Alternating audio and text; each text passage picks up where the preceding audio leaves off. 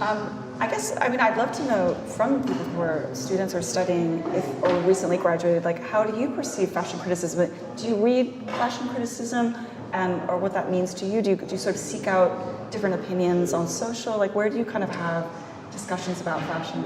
So I think it's pretty instant on social medias. However, the quality of the content, it's not the greatest. And for me personally, I've always seen like fashion critics on social media is kind of like all the same. They were all like positive about it. Like, I could never find someone that was mad or like negative about like a show or a fashion moment. So then I started reading more journals and more newspaper, and I think still like I think it's interesting. I think they always have a point. Like, it's nice to read, it's nice to know, but I wish like they could be more real about what they think. It's kind of like they always talk like I think you can tell when a show was not great because they talk about maybe the set too much, like the models who was in front row, who wasn't, and like then you kind of understand, oh, maybe there was not enough to talk about. For the photos. That's a really good point, actually. Does it make you feel less than if you're reading something, it doesn't gel with your experience? It just makes you does it make you just think, well, I'm not that interested then in what this person has to say? Yeah, I was kind of like, because, for example, when we have conversation with friends, with people who are just passionate about it, we always have a point that is like very polarized kind of. And I think fashion critics are not like, it's kind of rare to find like a critic that is like very polarized, very like... But do you know what that is? It's like... It's advertising. Yeah. The magazines survive on advertising. If you're, let's not pick on any particular brand, if you're the owner of a very big brand and that particular magazine is slagging off your collection, you will get your person to phone up the magazine and say, we will pull our advertising from your magazine if you criticise us again. But why maybe they don't find like other sources of income? Sorry? Why they don't find like other sources of income instead of like just fashion brand they fight for kind of? I'm so sorry. Why don't they find more sources of income, right? Like a different source of magazines income. find more sources of income rather than advertising? Really like no, but like other times. So this is Ellie. Hi. And Adam. Hi. Should we get extra blocks for you? Join us. I mean, the problem is, and where the fashion criticism has sort of stalled, that there has never been much of a history of serious, biting criticism for fashion. Music has it, film has it, opera has it, literature has it, really ferocious critics. Fashion never really has. So it doesn't have that history. And that's partly being fashion's dilemma, is it's not really being considered a true art, partly because of that. So it's a sort of commercial art. It just exists to make money. That was a sort of theory behind it. So it's avoided the fashion criticism. I mean, I realised that some years ago, and that's why I started doing panels. And we don't carry any advertising at all on Show Studio, so we can say Louis Vuitton was blah, or the Prada was blah, and they can't do anything to us. They didn't realise that at first. They don't like it. They didn't realise that at first. Do you remember when Eddie went to Saint Laurent? Yeah. Okay, there was a very heavy press sort of control of that shift in the identity. We criticised that collection, or the Power criticised that collection, and we got a very quick phone call saying, we'd like to meet you and have a little chat. They met us and had a little chat and realised there's nothing they could do. Other than ban us from the show, we're banned from quite a few shows, so it doesn't really matter. So when they don't have that sort of financial, that power to be able to shut critics up, then they get a little bit weird about it. And of course now you've got critics who can sit in their bedrooms in Tennessee or wherever and wax lyrical about what they think about the shows, whether they've been there or not or know nothing. And if they get a huge following, they become very important. So there's much more of a sort of line of fashion criticism which is quite vicious. There was some New York guy who was such a bitch. And really everything they did was to kind of it was like horrendous to listen to. Just for the sake of it almost. Yes, for the sake of being bitchy. But they're previously to sort of the internet and certainly to show doing panels and the sort of uprise of the blogger and everything else, there was nothing coming out. You know, if somebody like, you know, I really don't want to bring names into it because they're all doing a job and it's fine, but, you know, they just couldn't criticise. You know, the pieces, Emily might testify to this, were rewritten until they towed the magazine line. So you can't say to your advertiser that's taking out hundreds of thousands of pounds worth of advertising, keeping your magazine afloat, actually your show is now irrelevant and nobody cares. You should have stopped in the 1980s. Why don't you give up? You can't, wouldn't want to say that in any case, but you can't really do that if that's a person that's paying your wages and the wages of your 20 staff or 400 staff or whatever it is. So it's a very difficult relationship. And also the designers are not used to it. So they don't, on the whole, they don't like getting criticism because they're not used to it. I think it's very short-sighted. So I think everybody, myself included, who's in the creative arts, should be open to criticism. How on earth do we get better if we don't know, you know, an honest opinion on what we do? So that's brings me up to a slightly other subject, is we're talking about people criticising the shows, but nobody criticises the advertising campaigns. I can do a huge campaign for you know, Chanel or Vuitton or whatever. Nobody takes it apart critically and says, well, actually, this is really appalling imagery. This puts, you know, blah, blah, blah, blah, blah, blah. Diet Prada started to, but it wasn't based, in my opinion, my knowledge, based on an artistic criticism. It was based on the kind of, they ripped off this person or whatever. It was less of a sort of, you know, this is just a very puerile image or whatever it is. So there's no criticism of fashion photography, which I think, I'll stop ranting on the monologue, but I think that's really weird because the big campaigns that you do are seen globally. So we occupy a lot of visual space across this planet. You do a big campaign for a big brand, you'll see it on every bus, on every in a back of every magazine, on every billboard, etc., throughout the whole of the world. I used to find it really freaky when I was doing Christian Dior back in the 2000s, that my ads, I'd go anywhere. I'd go a little mountain village in Finland, pick up a magazine that'd be there, or be on a little thing.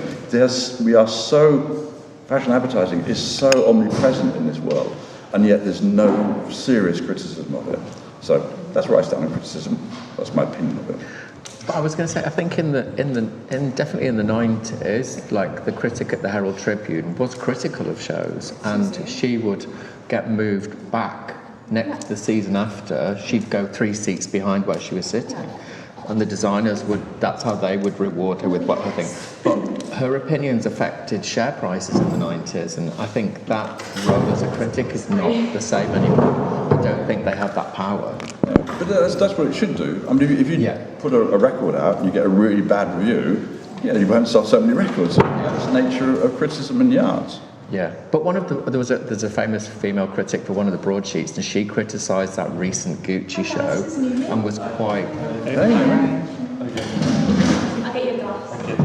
and really didn't like the show and said it, and she'd worked for, you know, a large paper that definitely takes advertising money from this brand, and I thought that was really brave to stick your neck out. Have a better track record here. I mean, I should say, for full disclosure, I worked at Vogue for about 15 years, so all in all, Vogue or Condé Nast for a long, long time, and my last role was to analyze what we could do better around fashion criticism, so this is a topic I've probably spent far too much time thinking about.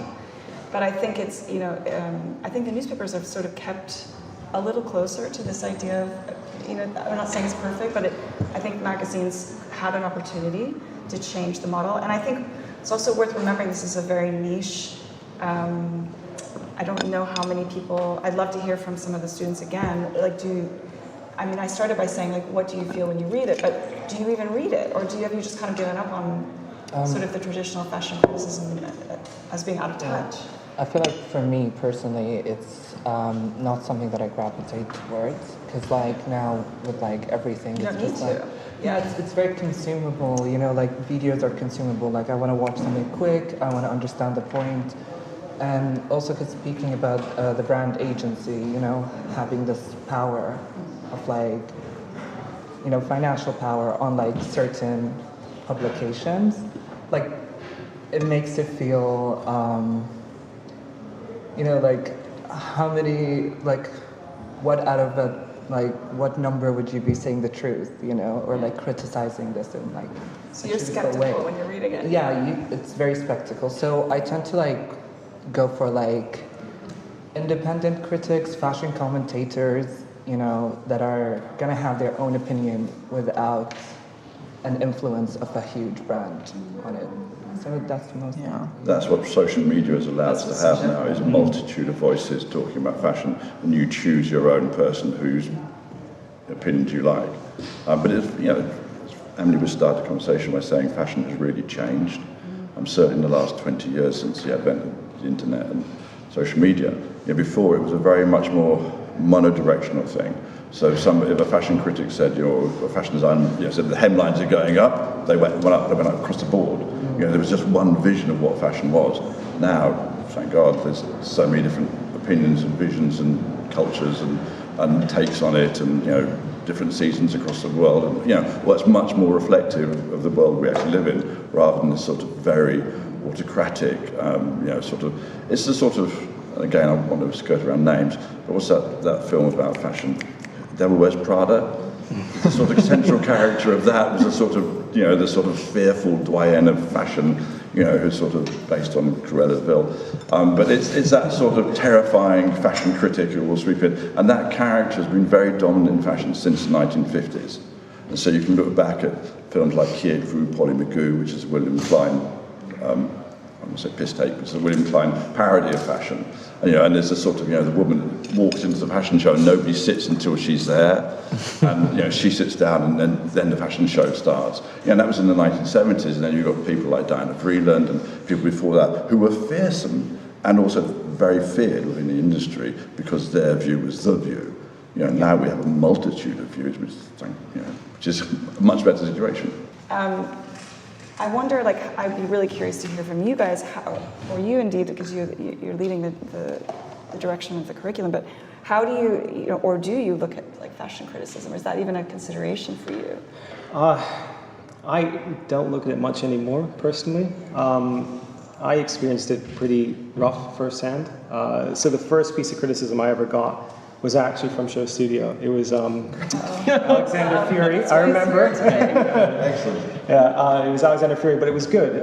He had done a roundup and he named the work that I'd done in it in the MA collection, and then that ended up causing a little bit of a rant for me, and then, you know, I started my label.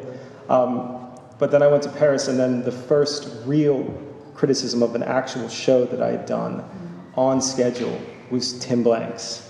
So I went from basically nobody reviewing the show, nobody even putting it on, to Tim showing up and not liking it. So it was, you know, quite a sort of learning experience. But at the same time, you had, you know, one critic not liking it, but then British folk really liked it. And then the next season it switched.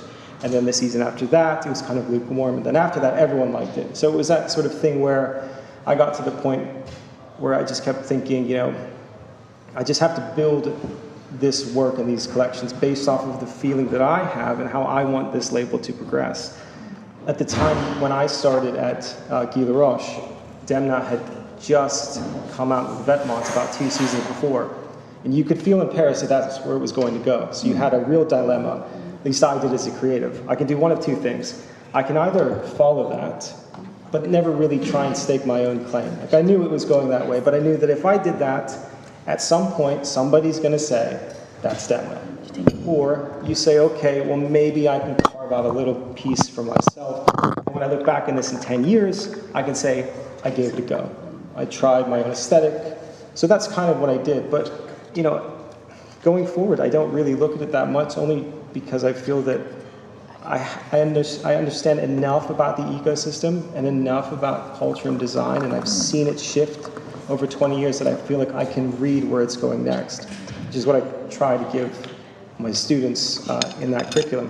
But I mean, how do you react to that? I mean, do you look at the show's criticism in that way? I feel like as a student, you kind of look at what you're interested in. So you don't really follow like the big articles. You kind of go towards, for example, people that you follow on social media because you feel like a connection with them because you have similar opinions. But I guess with criticism in general, you kind of have to take it with a pinch of salt because not everyone's going to particularly like what you're doing, and then you're going to find someone that loves what you're doing. So yeah, you kind of have to roll with it, I guess. Yeah, I guess the only person we've had criticising us is Adam. Yeah.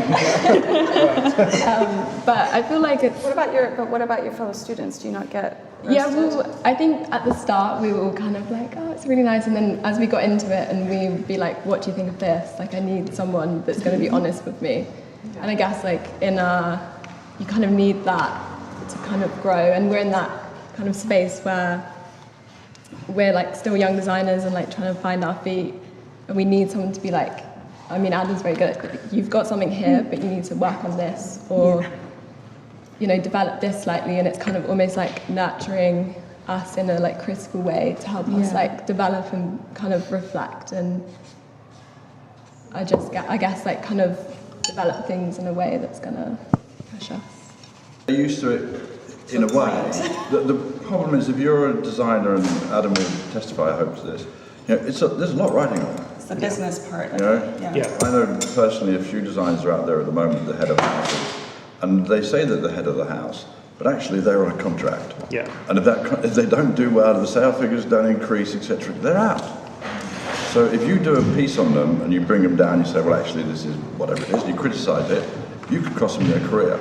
So they are sensitive to it for very good reasons, and they're not designers. You know, one has this sort of vision that, you know, the house is so and so, and the head designer, you know, you imagine they might have a lot of power within that house. You know, they've been brought in by the parent company, and if they don't perform, they're out. So they have much less power on the whole. It's not true for everybody in every house, but for a lot of those houses, the people at the top of it, you know, are really sort of fearful for holding on to their contract and their career. So they do take criticism a little bit perhaps more harshly than you know, a filmmaker who's kind of, you know, making film after film after film and will make film because that's what they do. The designer can lose their whole, you know, whole career in it. And also, in the early noughties, when a designer got a bad review, you'd blame your stylist. I was fired from D&G after 4 seasons because someone gave a bad review in the last season. It was your fault. And they blamed me because I was the stylist. So there are lots of ways of getting out of these things and protecting yourself, which is what the designers do. Yeah. Do we even? It's not clear to me who's reading them anymore, or I mean, it sounds like they don't really feel that genuine or that authentic for you guys in your students, and you obviously care about fashion. So, I guess the question I have is like, who are the stakeholders? Who is it for? I mean, obviously we said it feels like the gravity's shifted a little bit more to social media. That's where you feel like you can get these opinions, but. I don't know, I'd love to hear what you guys think. Where do you go? Where do you go when you want to kind of get up to speed on the shows? Where do I mean, it's just on my phone all the time, and my phone throws me things that I don't need to see. It's there all the time, fashion, because I must... Because fashion criticism used to be in the form of text. So the Herald Tribune or the Vogue, it's an article. Yeah. I don't think that fashion is largely a literature-based culture. I think we're often a vision-based culture. So I think actually people within fashion tend not to read.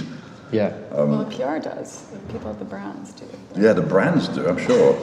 But when I was a fashion student, we used to have Fashion Weekly in the UK, which was like a women's wear daily, and it was Adrian Clark, and he would do a roundup of the shows, and I would be obsessed. It was like a pull-out poster, so I'd collect them. I'd always read Susie's copy. I'd read as many of the broadsheets, definitely, because I was really interested in what they thought of the shows, and if my opinions were similar, because I was just interested in Galliano and Westwood and Gautier and McQueen, and that was it. And then apart from that, I wasn't really interested in much else. So it kind of helped me develop a bit of an interest into a broader range of designers, definitely. And then I started to appreciate the work of these designers and stuff.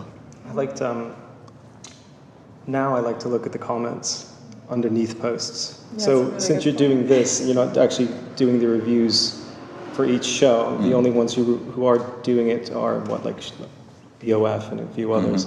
And I read the sort of roundup on BOF, but it's the comments in the posts are the most interesting because they're written by anonymous posters, so they have no fear of any sort of like retribution, and they just say it. And they say a lot of things that you're like, oh, okay, this seems, this could be very contentious, and then it gets, they cross lines, and then it becomes personal to other posters, but I find that there's something really exciting there at the moment. So if I really want to see what somebody thinks about that, I'll just go into the comments and see, who's, and there's always a wide variation of one post will have a ton of likes, the other one will have almost the same amount of likes, and they will have completely diametrically opposed opinions. So it's like, okay, what's happening here? I mean, the biggest one now is the Pharrell post on that account, and just people saying, he's there because he's continuing the legacy of Virgil before they can change. Others are saying, well, he's there because he's a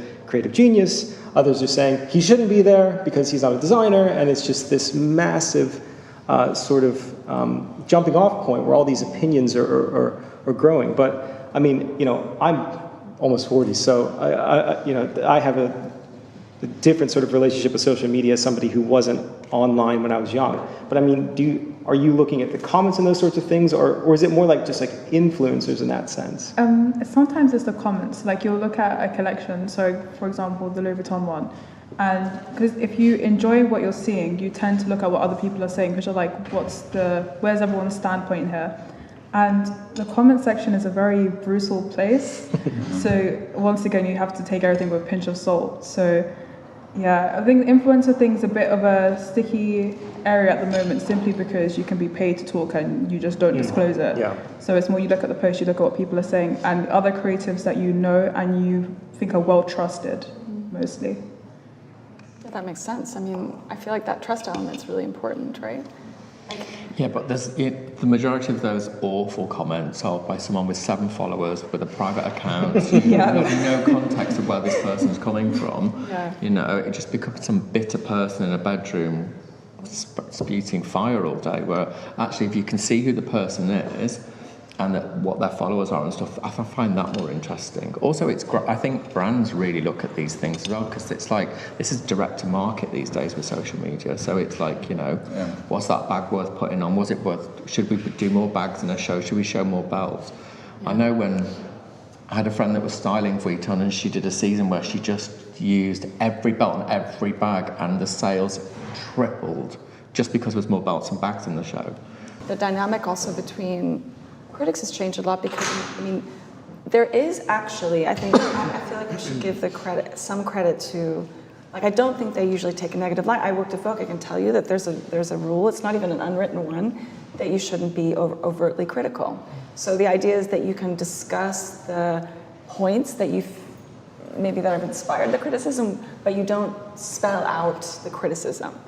And I think it's a mistake, because also it gives any magazine, and it's not just Vogue, I think most of the magazines and maybe even some newspapers have this as well, because having that relationship, writing a review gives you access to the show, potentially maybe that gives you access in a different way. There's this kind of back scratching scenario, not just with advertising. I think even independent reviewers or critics, I've noticed that as they get bigger and bigger and bigger, they get less and less objective, because they have more perks, more interest, more access. Yeah. There was one that I was really, really interested in, kind of kept talking to him about him to everyone, and then he got a job at a big title, and that sharp kind of viewpoint has just, I don't see it. I mean, probably it's there in the car after the show, but he's not putting it out there. So I think it's interesting, and I guess the question is, like, what's lost by that? Do you feel like, I mean, it's really interesting to hear your point too. I just wondering, do you think it's because in the arts in general, it's whether it's artistically important? In fashion, it is whether it sells. So fashion is about strictly to commerce, and that's the main thing. Whereas in opera or ballet or whatever, it isn't the commerce.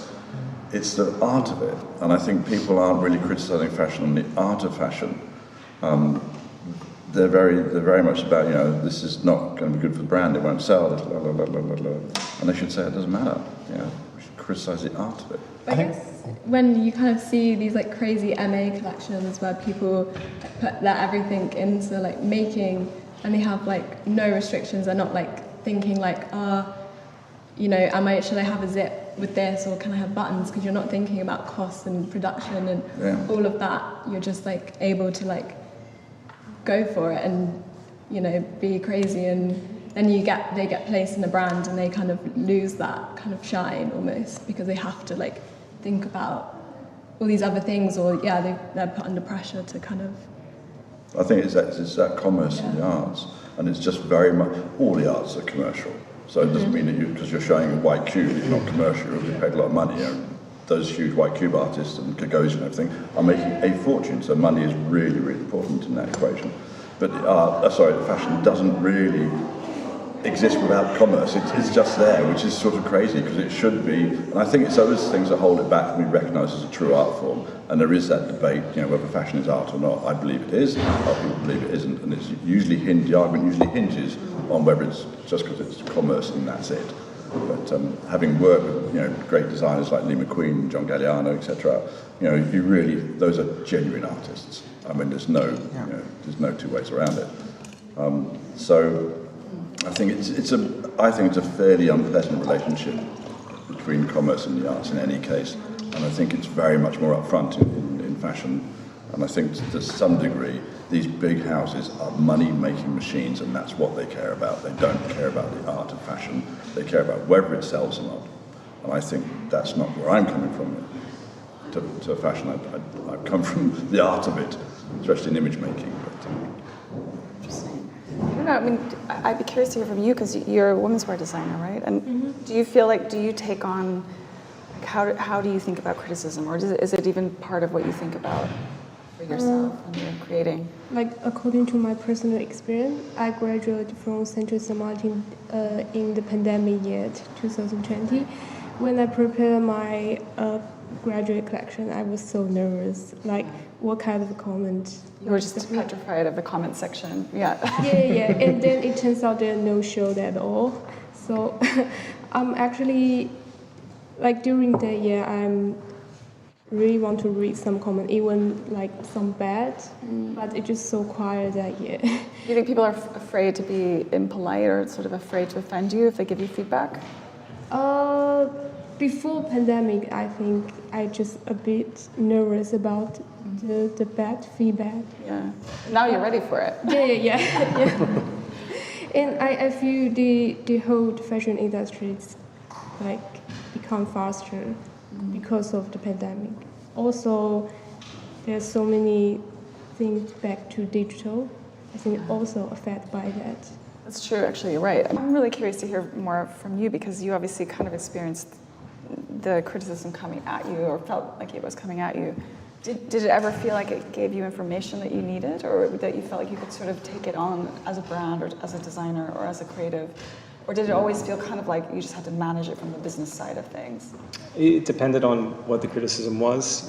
Sometimes it was just criticism of things that they didn't like. So then you kind of knew that, okay, that sort of style was something that maybe you really shouldn't investigate as much unless you have a, maybe much better reference point or something else on top of it. I never really got much criticism that was constructive in that way. I mean, not really from a critic. It was more from maybe talking to peers or talking to stylist friends. I was taught by Louise Wilson, and her critiques are legendary in the sense that they were. Thank you.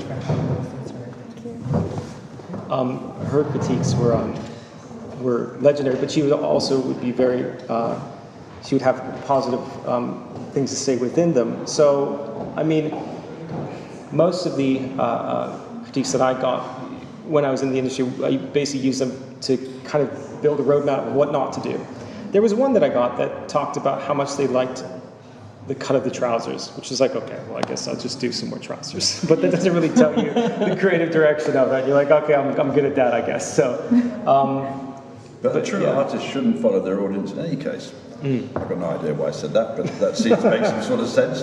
But I think there's somewhere in sort of art theory that you should do the art you want to do, and your audience should not be part of the shaping of that art. That's very hard to do because everybody says, I love what you've just done. It's very hard not to hear that. Or I hate what you've just done. It's very hard not to hear that. But you should, I think, as an artist, follow your own emotions, and your audience comes and goes. And I think it's dangerous to follow your audience because they can, A, be very fickle, and also they can hold your progression as an artist back. So if you do a piece of work and everybody loves it, and then you're sick of it and you want to do something else, but that's what your audience has come to you for, and when you don't do it again, they want you to repeat, and therefore you get into this kind of just repetitious cycle, and that's not good for the life of an artist. So it is tricky to kind of keep on, and that's what fashion tends not to allow you to do. It doesn't allow you to develop as an artist. It allows you to make a commercial success, and once you've made that commercial success, you have to keep on making that commercial success. yeah, I mean, there are designers that just can't seem to take that. They just don't have the desire to hear anything critical at all. I think they're missing out, frankly. But I also equally understand why it's hard to hear sometimes. Yeah, I'm looking at you because you've experienced I remember that Hedi Slimane fight where he took out a thing in the New York Times, right? And he wrote "My Own Times." Yep. Amazing. I mean, did you have some inner satisfaction? Kind of. Just because you put yourself in those shoes, and there are points where, I've had a few collections where I'm backstage and I'm explaining it very clearly what this is about. Yeah. It's not what they write. They didn't. It's just like, come on, that's what it is. I said this 6 times, and you do want to, vent a bit. Sure. So kind of seeing that, was almost fun from like a secondary point of like, oh, it would be great to do that. But, he's built something amazing, great. Regardless of, personal interest in, if you like it or not, or those sorts of things. So I think there is a certain level where you can kind of start to maybe say what you feel back in that way. But I don't really see it that much anymore. You won't really see it from a young designer, only because I think you have too much to lose. You guys are starting out on your design careers. Yeah. Do you want to have criticism of what you do? Are you fearful of that, or you think bring it on?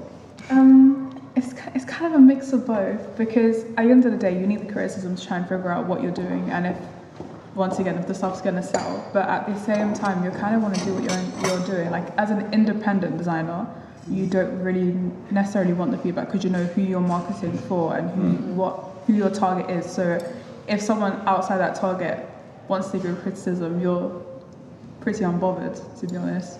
So yeah, it's you want the criticism, but at the same time you want it from certain people. Yeah. Not everyone. I think any criticism on any level is hard. Yeah. Just one has to justify it, okay, this is about my work, it's not about me as a person, etc. Although that's still quite hard. Because you're in a digital crypto world, so do you get criticism? Is there a sort of critical forum that attacks you or will criticise you or commend you? In regards to my art, the way I work is I basically might have an idea at 3-4 a.m. in the morning, just go out with it and post it straight away. The next day I might regret it and think, oh shit, I shouldn't. Usually the way I work now is I kind of do what I need to do throughout the day. I might have some sort of, a good day where I'm just creating all sorts of stuff. The next day check it and scrap a lot of stuff. In regards to criticism, I kind of balance it on previous experiences. So, 5 out of 10 times I might have had a lot of criticism and stuff's done well. I've still posted it, and it's got no. But you have a very direct relationship to your audience because you work in the NFT crypto world. If it goes, it goes straight away, and it is immediate. But also, the NFT crypto world is really, in a lot of people's kind of, they hate it. There's a lot of people who really say NFT to them and they get all upset, or crypto. So did you get all that? Because I know you started it sort of at the beginning or fairly close to the beginning of that rise of NFT. I kind of never pushed the fact I'm an NFT artist. I've always mentioned digital artist because once you put them 3 letters in, whatever you're doing, you basically, what does that even mean? An NFT artist, you just make digital images, or are you just selling digital art? So I kind of avoided that, and I kind of don't really answer the question properly when someone asks, give me, why are you getting into this space? I kind of avoid it on purpose. Yeah. I just don't answer it. I give a straightforward answer just because I didn't get involved in this space and became an artist. I've always been doing what I've done way before anything digital got involved. Yeah, because there's not a lot of criticism, sort of good artistic criticism of NFTs and the digital art. You talk to many main gallerists, they'll be kind of like dismissive of it. It's not real art, it's no great. They're very dismissive. Sort of, although now some of the big institutions have started to buy it. I had the pleasure of having a meal with Beeple a couple of months ago, who is I think the highest selling digital art. Who is a lovely chap. Really, really nice guy. Very down to earth and very completely aware of what it all means and how it can just disappear and might indeed have done. So I do think it's a really interesting, because you do have a very strong critical base, but your critical base has to be against everything you do. I mean, not you personally, but everything to do with crypto and NFTs in general. I think a lot of traditional artists who have got in the space, and for example, Damien Hirst, he gave people the option of basically burning their NFT or redeeming the physical piece. So he gave people an option, so that way his audience wasn't, giving him shit for moving into the NFT space. So No, he managed to still doing what he's doing. He managed to ride that quite well, I thought. I thought that was incredibly clever. It's kind of quite Banksy-esque, actually, like the destruction of one's own art. And it really does, it kind of poses the question of, actually, the ultimate critic is the consumer, and where do they place value in the art? And I think there's lots of fashion designers that I've spoken to, in particular Aitor Throop, who says that really he's not creating clothes, it's about communication, actually. It's his collection, it's a consolidation of concepts and ideas and ideals. And sometimes you can have critics and reviews, and probably, I'm sure you've covered the advent of social media being the democratisation. We mentioned it. We mentioned it briefly, yeah. But ultimately, those comments underneath an IG post or a review that's locked in, from a publication, may not actually quite understand the vision of what somebody's doing at that moment in time, and then 10 years later, actually comes to a point of realisation that was perhaps they were ahead of their time. And I feel like perhaps NFTs might be one of those case studies at the moment. Also, bad reviews do great things for designers and artists. I mean, I think bad reviews defined like whole art movements. And if without the bad reviews, would they even be interesting? I mean, I'm not sure if Damien Hirst would be that interesting if he didn't have this kind of bad boy image, like those young British artists at that time, like almost were defined by that kind of pushing against the system. So if you're a designer, maybe to your point, Philippa, we can suggest that if you're a designer, probably, getting a bad review means you're doing something right. You're pushing against the system in some way. I don't know. Well, it's better to have a reaction. Indifference is the worst review. You were saying it for you that because did you graduate like right before COVID, or did you graduate sort of around that time? Is that why you were saying it was quite quiet, as you said, like around the pandemic, because you just didn't have that direct feedback with people? Yeah. But I think it's interesting because also critics are biased, right? So that's the other thing, is that it's not like our lovely AI, well, I guess he's biased, or they are biased as well. He's biased. Yeah, he's got his own bias. We programmed it into him. But, a lot of the critics are, they're often white, they're often older. I mean, there is the kind of bias in that, and that I think some designers quite rightly point out that the things that they get criticized about are, whether it's like using, integrating streetwear, like all that stuff, it does have kind of racial and class and age and all of those things. Yeah. I mean, I don't want to talk too much around Kanye, but I worked with him for 10 years, and I went through the whole period when he introduced Kim onto the fashion scene, and the hostility against Kim Kardashian, when she was first on there, was really vitriolic, really unpleasant, and then she becomes what we all know her as now.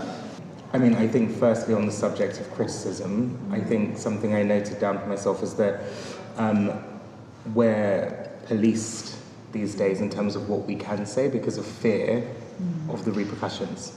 And I think when I think about that with a layer of diversity on top of it, if you're a woman or if you're, ethnic minority, there's probably even more of a fallout potentially if you say something. So I'm probably going to pick my words quite carefully, or considered. Sure. Fair enough.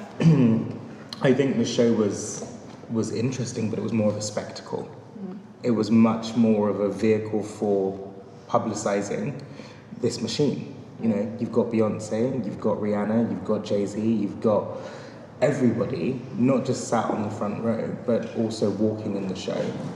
And I think from that perspective, it makes me question, to some extent, have they brought Pharrell in for the hype, or is he there to create hit collections?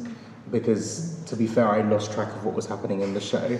The music was incredible, but I think I got lost in the music and didn't pay quite as much attention to the collections because it kind of, there were also so many themes kind of in amongst the show. Yeah.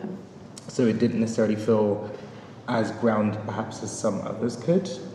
But I think, to be fair, you're completely right. It's a sensitive subject. It's kind of what we were saying earlier. It's hard to know where the line of being critical and where it's helpful, useful, and important.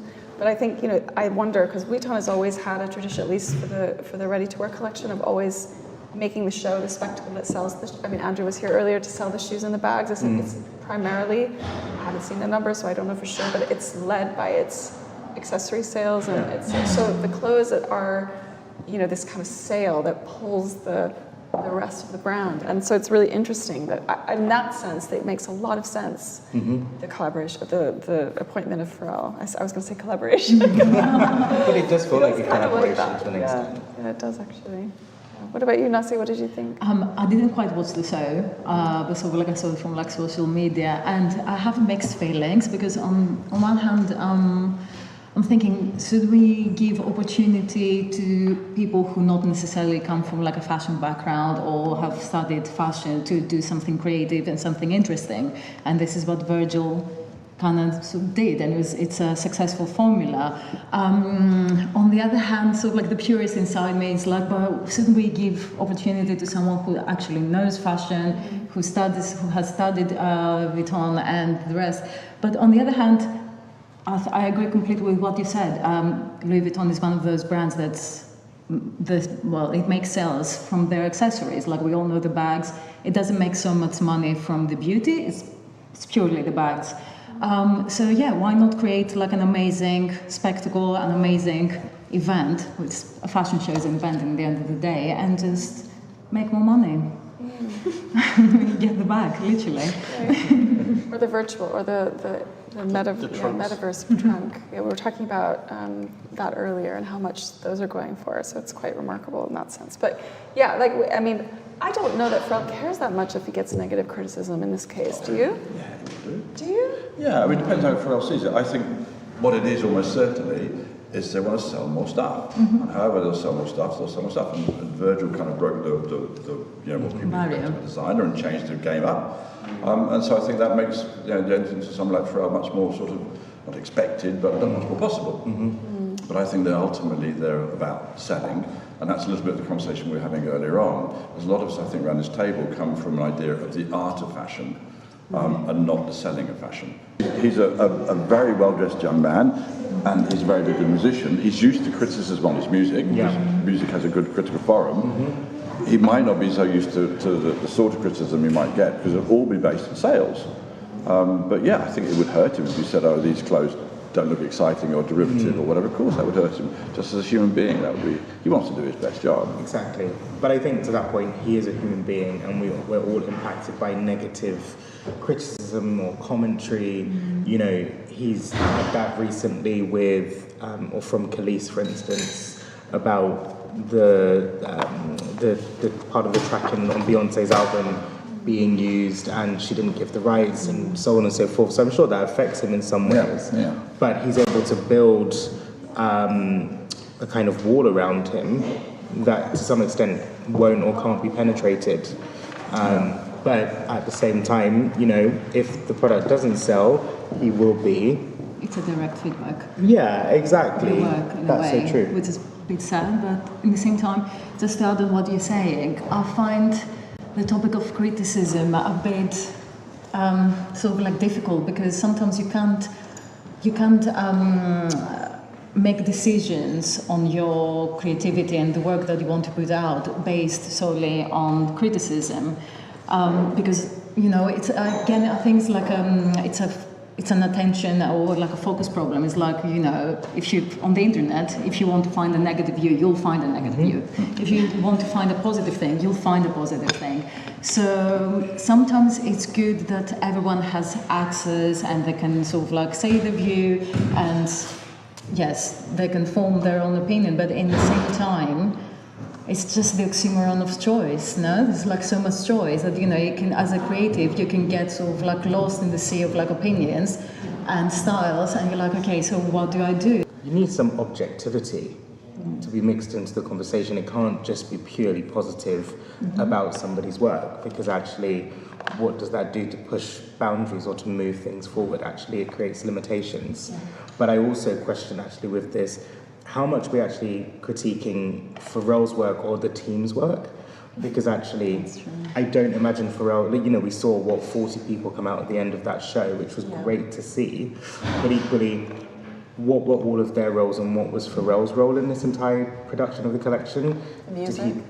Music, you know, admittedly so it's going to be that, but, you know, did he then just set the tone and the direction for the collection at the beginning to then dip in and out and to see how things fit and look, as opposed to being there for every single fitting, pinning, draping, sketching? Like, Yeah. It's a really good question. I mean, does anyone know? Anyone have any insights? I don't know, I'm looking at you. You just got this twinkle in your eye that like you do know something. But I mean, equally also, it's one of the things we touched on earlier, like fashion criticism specifically. So magazine, I come from a long time working in magazines. But it was, you know, the critics were mostly white. They still are. They're mostly a certain age, and they're not necessarily, and I do think some designers have been criticized unfairly, or certainly through the lens of race and class. So I think sometimes that's also the question, is like, who's the criticism for? Who are the critics? Who's in the position to be a critic? I mean, obviously now with social, it's everywhere, but then one of the comments, I think it was Nick that said this, is like, actually where you can really get interesting stuff is in the comments, but then I think, I was like, oh. Quite nasty. Yeah, I think some people are mean. Yeah, some trolls in the comments as well. So I guess that's kind of the point of this conversation. I'd love to hear from you guys and see sort of what you think. I think it's really interesting that you just mentioned that Nick said that the most interesting place is in the comments, because the thing that sprung to mind was that actually fashion criticism kind of has lost its historical value, and what has taken its place is discourse. Because you actually do have access to seeing the collections actually when they're happening, and everyone can see them at the same time, and everyone can discuss them at the same time and make their own opinion. Whereas previously, fashion critics were there to sort of break down the collection and bring it to sort of the masses of, this is what you're actually looking at. But we're in an era of fashion where actually everyone has access to fashion immediately when it comes out, and everyone has an opinion, and some of these opinions actually are quite informed. So I think it is interesting to think about the fact that actually where you actually get those discourses is in the comments, because you do actually have people who are engaging with this show and taking the time to actually invest in what this work actually is, whereas the fashion critic actually might be going from so many shows that actually you don't really have that much to say anymore. You're just giving a kind of snapshot. Yeah, totally. Yeah. My role was never to be a critic per se, but I felt like for those, I mean, they take their craft very seriously, right? So I think we have to give them some props. And I think there might be some almost more need for that contextualization now than there ever has been, because there's so much criticism out there or discussion out there that doesn't necessarily always have the viewpoint of, you know, that kind of root in history. So in that sense, I think they're needed. And you know, it's great that there are more voices out there, but I guess it still sort of feels very safe, like it's playing it safe sometimes. Certainly magazines and newspapers. But it's like, you know, you look at food critics. Yeah. They have their place and they speak authentically about the food and the experience and ambience that they get when they go to a restaurant. And not that they're mean, but it's honest and it's critical for the purpose of actually somebody's going to go here and spend money, in the way that an old Vogue editor recently spoke about the now outgoing Vogue editor. But I found that incredibly critical when it came down to race and diversity. And when I looked at the commentary from people who followed the ex-editor, you know, people were trying to tiptoe around their kind of inverted racism. Oh, this isn't for me anymore because, you know, it's for so many diverse people and that doesn't fit me. And it's just kind of like, criticism has its place, and I think we should always be able to look at something objectively. It's when the criticism goes to a place where it becomes damaging, that I think that it spills into a need for it to be more considered. And again, if a food critic can do it, why can't we talk about clothing and the people behind the clothing in that sense more objectively? Yeah, I mean, I couldn't agree with you more. Actually, part of the reason I wanted to talk about this subject is I heard an interview with the Old Gourmet editor-in-chief. And I'm sorry I said this earlier, but I'll say it again. She used to have a picture of this kind of couple going out to a restaurant in New York City for their anniversary or something, you know, they'd saved up or whatever, I mean. But that was her in her mind. So she sort of knew who she was writing for. I think it's really hard to know. I feel for critics now because they don't really know who they're writing for. I mean, it's like, is there an audience out there? I mean, I'd love to hear from you guys. You haven't graduated, you're still in that sort of space. I don't know if students are really looking to it in the way that I certainly did when I was studying. I'd love to, hear your perspective on that. Do you look at fashion criticism, or does it inform you sort of how you think about? I think we look at fashion, I mean, speaking for myself, I look at fashion criticism, but I also take it with a pinch of salt, and I also consider what is the context that they're speaking about. Are they talking about something that's digital? Are they talking about a runway show? Are they talking about an editor-in-chief leaving somewhere? So that is important as well. And I think sometimes some criticism, as I can't remember who mentioned earlier, is they're not so well equipped because it's moving at such a fast pace that sometimes it's almost better to turn towards another form of criticism, whether it's an art criticism in the sense of, for example, the digital, because they're more equipped to be understanding what they're talking about because they've studied it and they understand it better, or sometimes independent critics because they don't have that sort of weight of the advertising. Yeah, and I think, and also at university is like, we have crits every few weeks. Like, it's kind of part of the curriculum for us to look at everyone's work, tell our opinions, and I think that's kind of deliberate that we, it'll be very, very draining. We'll have to go for a whole day of looking at everyone's work and speaking about it, and we're like, oh my god, it's 4 o'clock, it's boiling, and we want to leave. Yeah. But it's necessary for us to kind of, because it's one thing that we learn from what we need to even improve or what's good or bad about our work, but to look at what other people are doing, and what they need to improve in, so. I wonder if maybe even just calling it criticism is a slight mistake, because criticism just by nature, you're like, I've got a critique for you, you're going to be a bit okay. Because I'm thinking the people who've changed my mind about something, or even about myself, or about the way I've approached things, have never done it in that way. So if I put myself in the position of a fashion designer or a creative that's making a collection that I put a good amount of my love and attention to, I'm looking at you. I don't know that, what I would love is someone to say, someone you trust to give you their perspective in a way that is for your best good, even if it's hard to hear. So I think that you just reminded me, maybe it's the criticism, actually just calling it criticism, because we have this, almost the tradition of debate and criticism, which is very Western, it's very colonial, it's very so in a way, it's just that idea of it being criticism is maybe that's part of the problem. Maybe we need to your point, maybe it's you guys are already switched on to the fact that the advertisers are having a big play into it. So what is the point then? Why maybe we just need to approach it differently, call it something different. I'm not sure. I think I think something that I considered for a bit is who you have to turn to for an opinion and who you have to turn to for advice.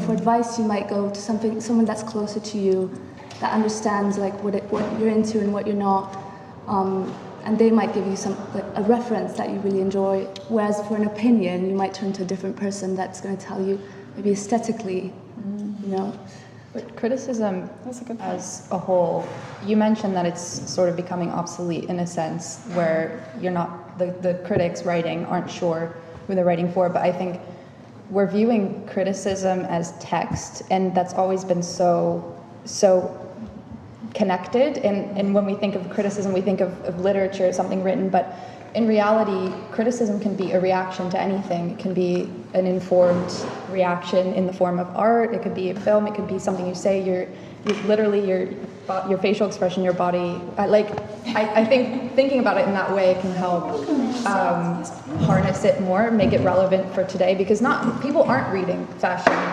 criticisms on Vogue. Like I don't know what they're called. I'm sorry. I hate to say that, but it really is a matter of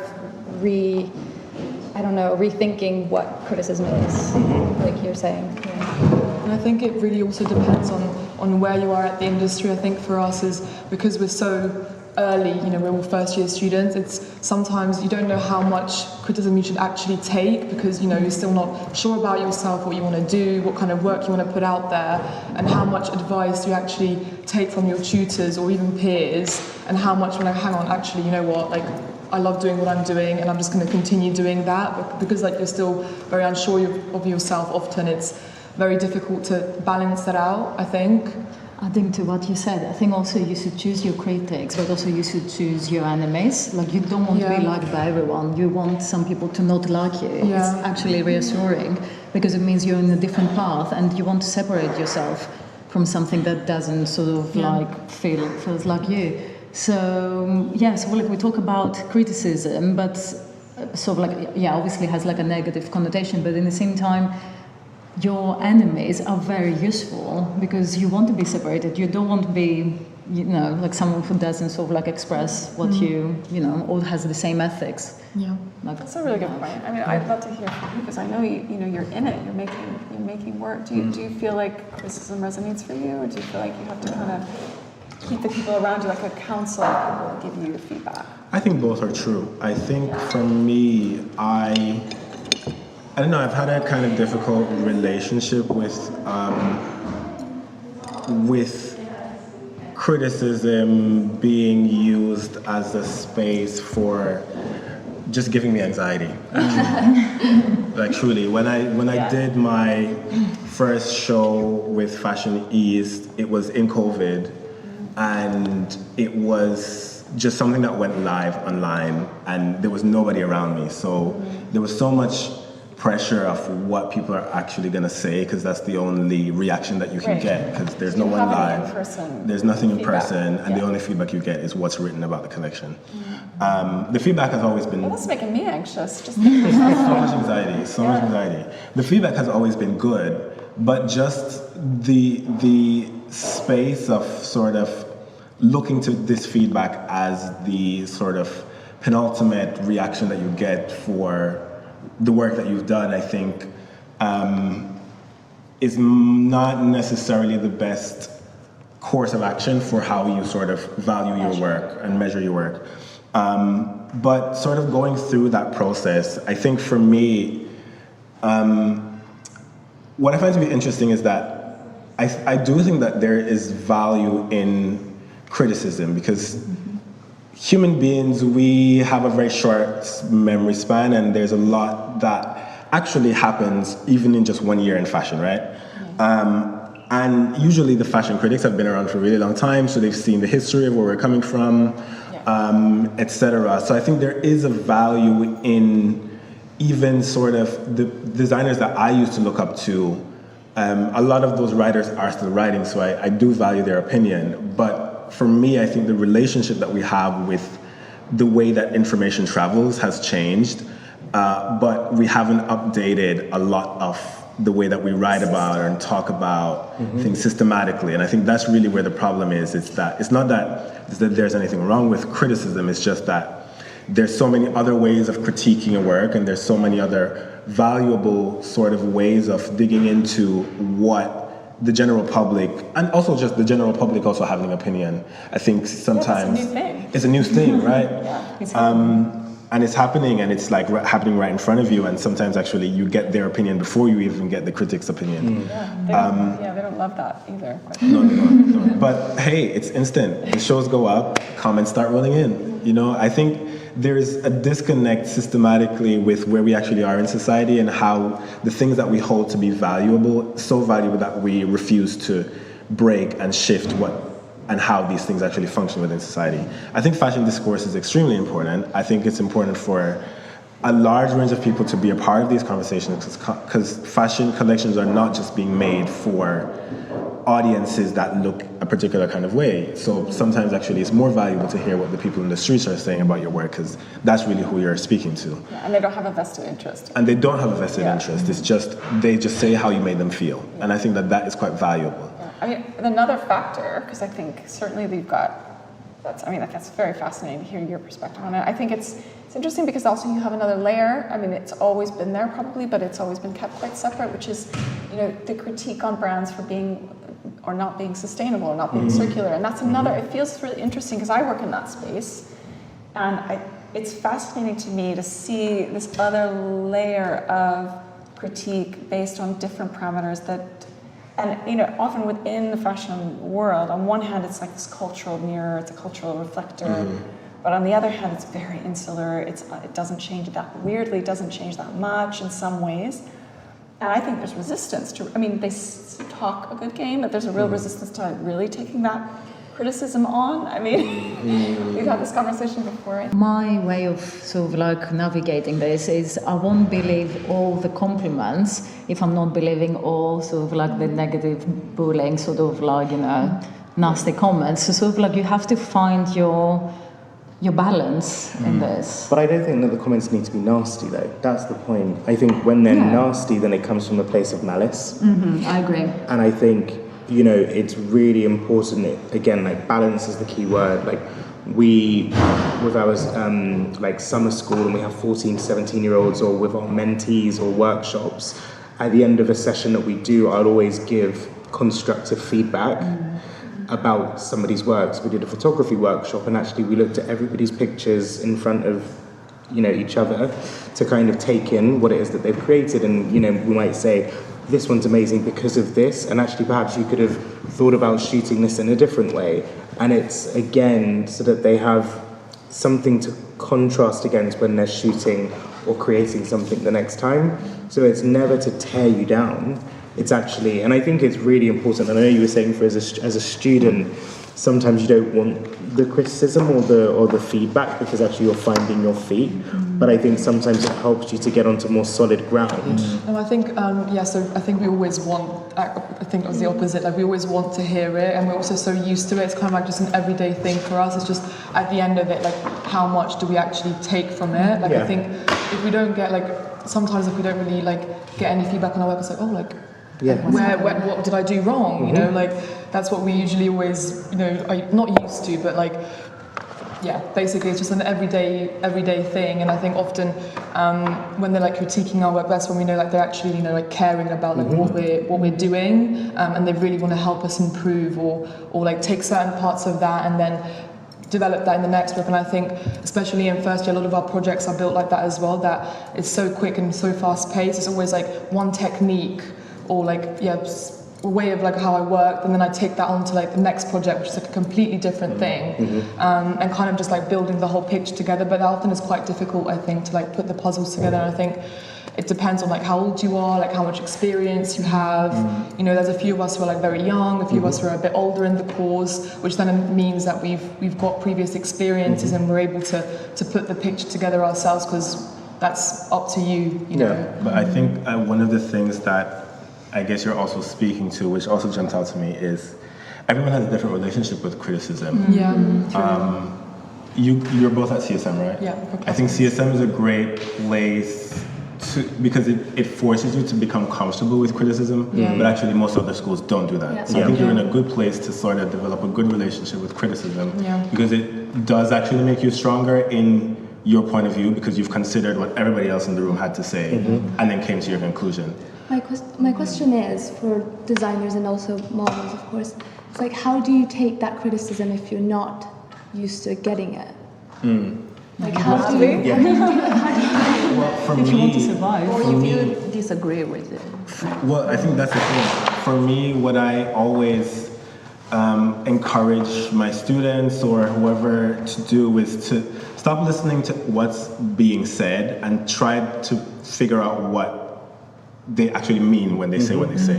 Because you can say the same thing in 100 different ways, but you as the person who's taking on this criticism, you read it in very different ways. So I think the important thing is to not listen to the actual words that are coming out of that person's mouth, but what do they actually mean when they say that X, Y, and Z? And I think that is where the value of figuring out how to have a good relationship with criticism actually comes in, because the critique isn't the critique is an opening of another sort of realm of considerations. And I think that's kind of how you have to sort of view criticism. It's not necessarily subtext or kind of you're kind of blowing my mind right now a little bit with that, and I love that. It's that. You're right, because even in like friendships and relationships, it's as much about the subtext, the kind of unsaid meaning. I mean, I could say to you like, that was amazing, but I didn't like this. Or I could say, you could say the same words, and they would have have completely different meanings. I still think like if your body is being critiqued, that's a whole different thing. I don't know, like your body, your face. These are things that are not. You can't. It's not like you can. But are those critiques or just opinions? They are. When it goes to that point, it's like, okay, a critique is something that allows you to then take that on and then become better, but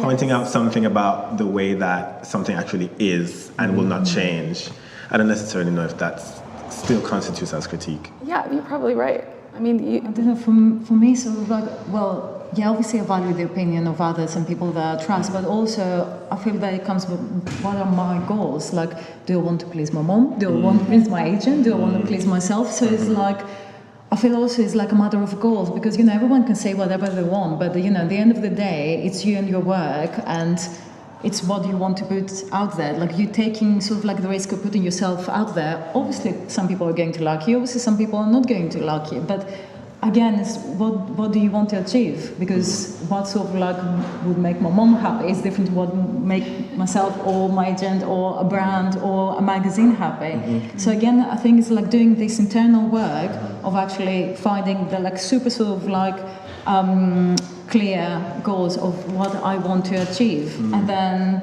obviously you figure out along the way, but I don't think you need to, even if someone that you trust, you can't let them change your direction. You talked about wanting to choose your enemies. I would love you to talk a bit more about that. It's something that if we think about enemies in a more constructive way, like what does that look like? I mean, enemies obviously in fashion. I think fashion is super tribal on its own. Like without any, without even sort of handpicking your tribe or your people, it sort of just has this very, I think it's maybe by virtue of like how fashion industry, where it operates and how it reflects culture in a very specific way, but it's very tribal, isn't it? It's like you're either this tribe or that tribe, or you don't fit. God forbid you try to do more than one thing like you, and sort of try to do both. You're both a writer and a model. It's like people are like, whoa, hold on a second. But how do you sort of? I'd love to hear more about that. I don't know. For me, it's about ethics, in the sense of like it's not necessarily aesthetic, because I'm happy to create sort of like different things, and also my job as a model is to be a canvas. I don't make any executive decisions, but in the same time, it's ethics. Like I don't want to work with someone who's rude, and I think it's like, again, for like they said, it just works for everyone and comes from like models as well. Like people don't want to work with someone who might be like a tiny bit sort of like, like more thin, or sort of like an inch taller if you're rude. So it's just simple as that, because you can spend 8 hours, probably more, of your day with one person. You don't want someone to be rude and mean and bringing like bad energy, and at the end of the day you can't work. So not worth it. Yeah. So choose your enemies means like avoid. So what's a good version of an enemy?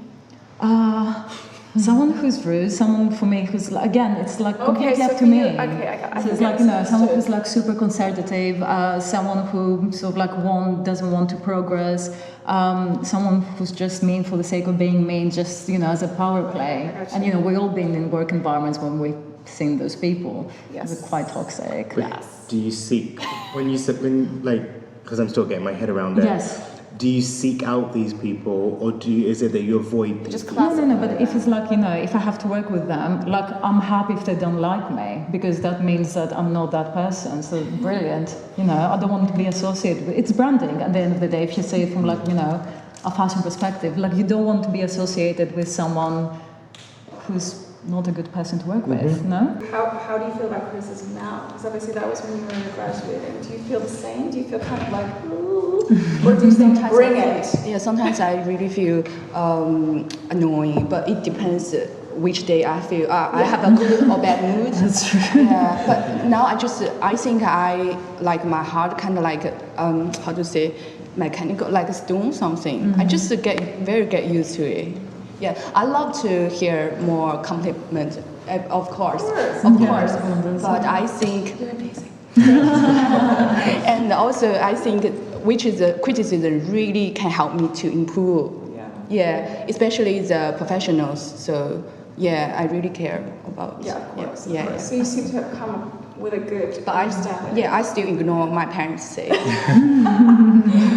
think that's wise. I think that's wise because also I think your parents have a hidden agenda to Max's point. Like, is their agenda really for you to make your best work, or is it for you to stop doing fashion and go become a dentist? My dad always asked me, when can you make a clothes for me? My dad always. I think my parents kind of gave up as well. They just let me go, let me free. I think it's also important to keep, I know it sounds very like a work-life sort of like balance in the sense of like, it's 7 o'clock, turning off the laptop, it's done, because at the end of the day it's like work and, it is creative. You put yourself out there and you put like parts of yourself and your character and your experience and it's very emotional, but at the end of the day it's work.